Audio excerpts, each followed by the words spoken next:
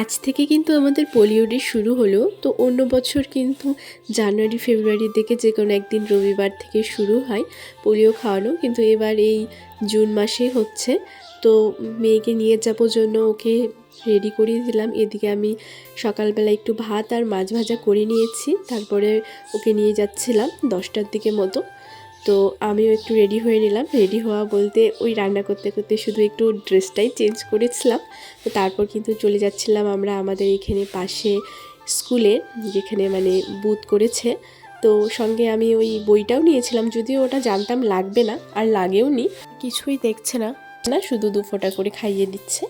তো ওখানে যা শুনলাম, মানে পরে তো বাড়িতে আসবেই, বাড়ি বাড়ি খাওয়াবে, কিন্তু এই বুথে গিয়ে খাওয়ানোটাই বেস্ট। ওদেরকে নাকি ট্রেনিংয়ে বলেছে যে সব বাচ্চাকে মোটামুটি বুথে খাইয়ে দিতে পারলেই ভালো, কারণ তখন নাকি ওষুধটা মানে বেশ ভালো থাকে, ঠান্ডার মধ্যে থাকে। তোমরা সবাই পারলেও কিন্তু বুথে গিয়ে প্রথম দিকেই খাইয়ে নেবে।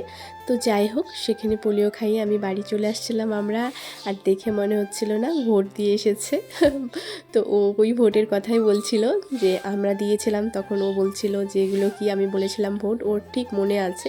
তো বাড়িতে এসে আমাদের কিন্তু সকালে কিছুই খাওয়া হয়নি, আমার আর আমার হাজব্যান্ডের। তো আমার শরীরটাও বেশ ভালো নয়, গলা শুনে তোমরা বুঝতেই পারবে। তো আমরা সকালবেলা এসেই ভাবলাম যে অন্য কিছু না খেয়ে একটু আলু সেদ্ধ মাছ ভাজা ভাত খেয়ে নিই। আর মেয়ের তো সব খাবারই অরুচি, ও ভাত দেখলেই মুখ ঘুরিয়েই নেয়। তো আমরা একটু খেয়ে নিলাম। আর শরীরটা যেহেতু ভালো না, আর খেয়ে দিয়ে না কিছু করতে ইচ্ছে করছিল না, কিন্তু করতে তো হবেই, যেহেতু শাশুড়ি মা এসব আমিষ মানে মাছ টাছ খায় না, হাতও দেবে না এগুলোতে। তো রান্না তো করতে হবে। এসে তো রান্নায় লেগে পড়লাম। পেঁপে আলু দিয়ে মাছের ঝোল করেছিলাম, আরও কিছু রান্না করেছিলাম।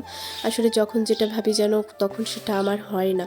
কদিন স্কুল ছুটি পেয়েছিলাম, রবিবার ছিল, ভাবলাম একটু বাড়ির কাজকর্মগুলো করব, কিন্তু অমনি শরীর খারাপ হয়ে বসে থাকলো।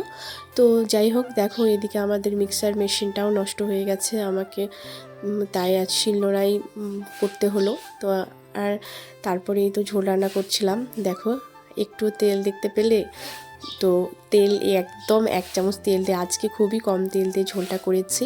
সঙ্গে আরও যা করব সব রেডি করে নিচ্ছিলাম। করলা আলু ভেজেছিলাম, আর ওই ঢ্যাঁড়স আর পটলের একটা চচ্চড়ি করেছিলাম। তো এই রান্নাবাড়ি ছিল আজকে সকাল থেকে দুপুর পর্যন্ত। তো ভিডিওটা এইটুকুই, সবাই ভালো থেকো, টাটা।